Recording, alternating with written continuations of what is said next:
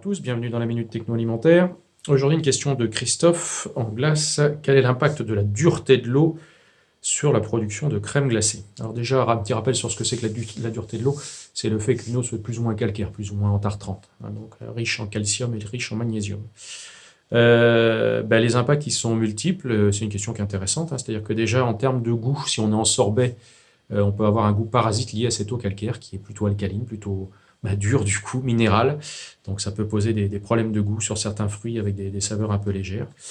Ça peut également avoir un impact sur les sorbets quand on utilise comme stabilisant de la pectine, puisque certaines pectines, notamment la pectine hautement méthylée, réagit avec le calcium, donc du coup on peut avoir des phénomènes de gélification plus importants avec ces eaux-là. En crème glacée, c'est plus subtil, on peut aussi avoir un impact sur le goût, mais moindre, puisque c'est beaucoup des goûts lactés.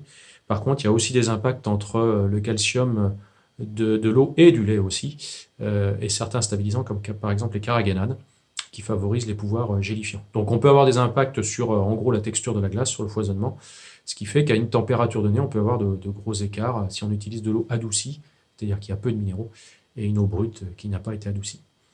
Donc voilà, si vous voulez tout savoir sur la fabrication des glaces, entre autres, et d'autres produits laitiers, bien ça se passe à l'Énilia-sur-Gers. Donc le nouveau site internet, c'est campusdelalimentation.fr. Et si vous voulez tout savoir sur les glaces, sur d'autres produits laitiers, ça se passe dans différentes formations, CAP glacier, Bac Pro, aujourd'hui c'est le Bac Pro PIPAC, BTS produits laitiers, licence pro. Et vous trouvez toutes les informations sur le site internet de l'école. Quant à moi, je vous dis à bientôt dans une nouvelle Minute Techno.